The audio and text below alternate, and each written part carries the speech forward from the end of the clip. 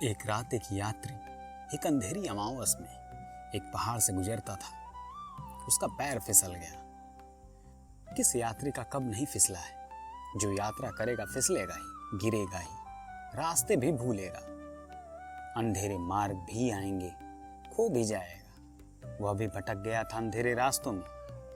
उसका पैर फिसल गया और गिर गया एक बड़े खड्डे में।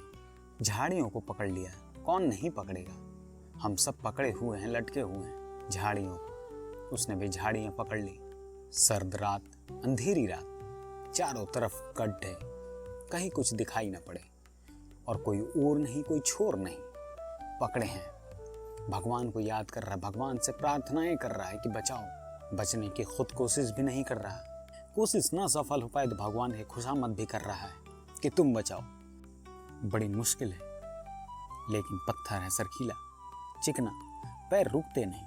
छोटी है झाड़ी, जड़ें उखड़ी जा रही हैं। अभी भी भय है कि क्षण दो क्षण टूट जाएंगे और नीचे गिर जाएगा। सर्द है रात, हाथ अकड़े जा रहे हैं। थोड़ी देर बाद हाथ जड़ हो जाएंगे और फिर झाड़ियों को पकड़ना संभव नहीं रह जाएगा। पैर टिकते नहीं हैं, हाथ कठिनाई में है, झाड़ी है कमजोर, नीचे है गड्ढा। बड़ी मुश्किल है कि और क्या मुश्किल हो सकती है। परेशान, लेकिन थोड़ी देर के बाद कोई उपाय सफल नहीं होता।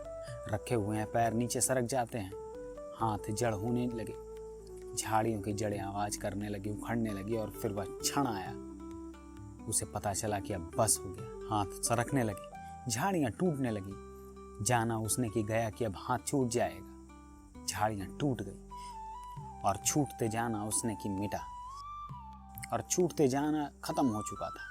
हाथ सरकने लगे, झाड़ियां छूटने लगी। जाना उसने कि गया और फिर हाथ छूट गए, झाड़ियां छूट गई और छूटते जाना उसने कि मिटा। लेकिन छूटते ही क्या जाना, छूटते ही जाना कि नीचे तो जमीन आ गई। अंधेरे में दिखाई नहीं पड़ती थी, गड्ढा ही नहीं था। और तब वह खूब जोर से उस अंधेरी रात में पहाड़ी घाटी में हंसने लगा और बड़ा पागल था मैं।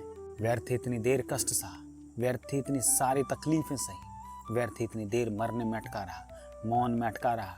व्यर्थ इतनी देर मरा, क्योंकि जितनी देर लटका था उतनी देर ही मरता रहा, और जितनी देर में लटका रहा उतना देर मरा। उतनी देर ही लगता है मरा। अब मरा गया, छूटा टूटा और ताकत लगाता रहा और हाथ छूट गए। पाया कि नीचे जमीन थी, यह अंधकार भी दिखाई नहीं पड़ती थी। वह जो भीतर है रिक्तता, वही पूर्णता है।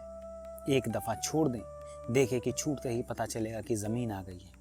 जो शून्य में होने को राजी है वह परमात्मा की भूमि पर खड़ा हो सकता है। शून्य होने के बाद परमात्मा को पाना बहुत ही आसान है। अगर आप अपने विचारों को शून्य कर दें तो परमात्मा से मिलने का मार्ग प्रशस्त हो सकता है। आपका जीवन सफल हो सकता है।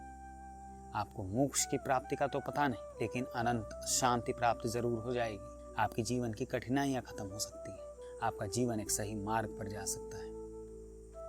अगर विचार पसंद आए हो तो चैनल को सब्सक्राइब करना ना भूलें। धन्यवाद।